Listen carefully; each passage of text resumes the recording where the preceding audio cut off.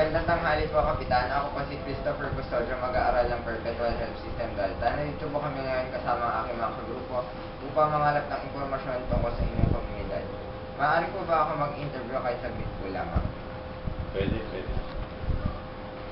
Sana po ay meron akong matutunan pagkatapos ng interview ito. Meron po ako mga ilang katanungan na nais ko pong malaman po ang iyong sagot.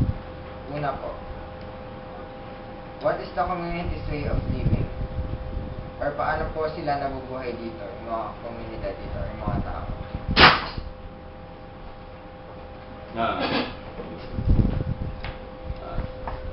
Sa komunidad kasi,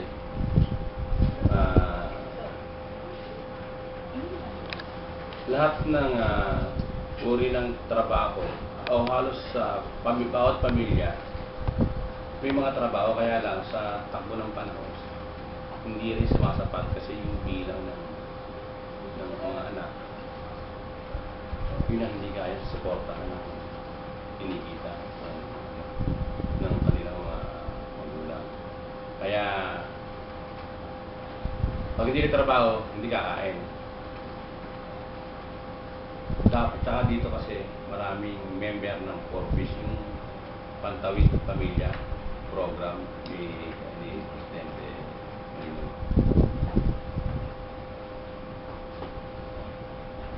Paano po, Gising na, sige. how do the community members spend their spare time? Or paano po sila, ano pong ginagawa nilang usually libangan? Yan. Yung ordinaryong Pilipino, pag walang magawa ng bibingko, pero sa ngayon hindi na ganoon. Kasi may mga livelihood program na binaba ang city government through barangay. Ngayon, tinuturuan din namin silang kumita kahit paano, lalo na yung mga housewives. Kasi nga, makatulong man lang. Kasi ang problema ngayon sa amin, mahal pa kasi yung binabayaran sa kuryente kasi walang sarili-sarili kontador o metro. Kaya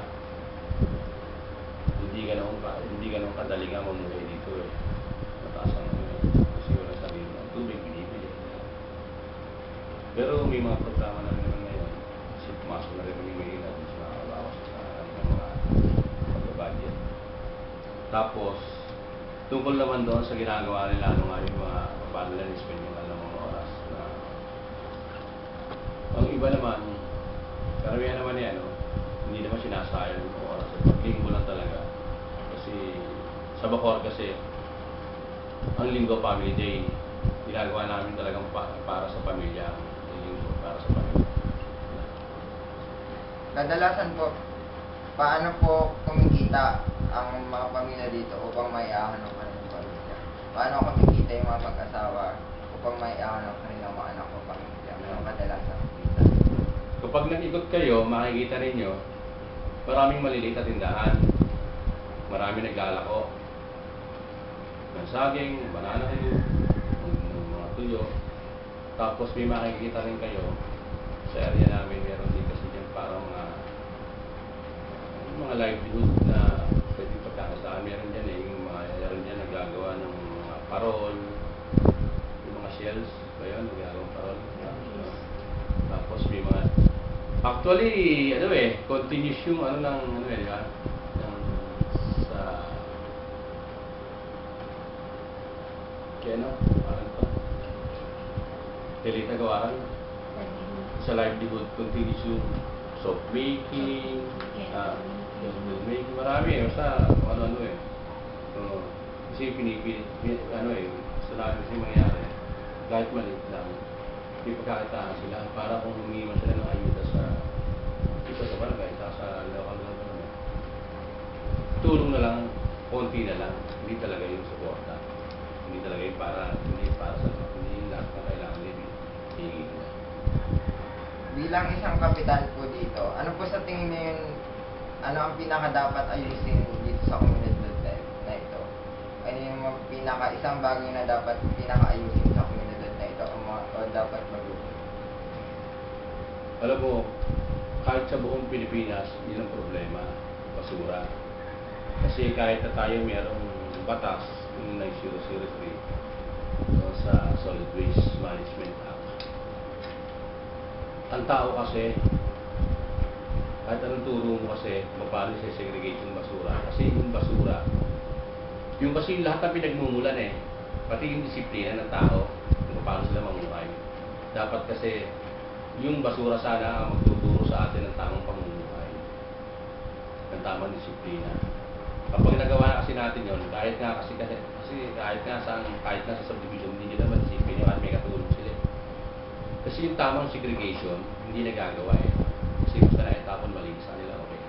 Pero kapag nagawa mo yan, alam mo sa totoo lang, mentally kasi, yung kasi pinaka-importante magagawa mo lahat basta may disiplina. Basura ang pinakamalaking problema. Yun ang gusto kong masolusyonan. Kahit na sabihin pa na meron kami mga street sweeper at saka once or twice a month meron kami clean up drive. Hindi pa rin sapat yun Ang importante kasi maituro mo sa tao kung paano talaga tama. Yung di ba may mga slogan na tapat mo, linis mo, di ba? Wala rin yun O kasi nga, kung ang nakatira sana sa bawat lote, bawat bahay, sarili nila, baka sakali. Marami kasi sa amin informal settlers, marami dyan. Kasi hindi sila masyadong, parang walang kaya importante mabuhay. Kasi hindi na maasikaso yung mga ganong bagay dahil nga hindi na plano sa pamilya, hindi na plano yung pagpaplano ng pamilya, paano magkaroon ng tamang bilang na anak. Pero ang ugat ng lahat ay basura. Pag daw nagsimula, pag yun na ayos, lahat ayos. Maraming salamat po, Kapitan, sa iyo pong binigay na oras. Marami po kami natutunan talaga po. Maraming salamat.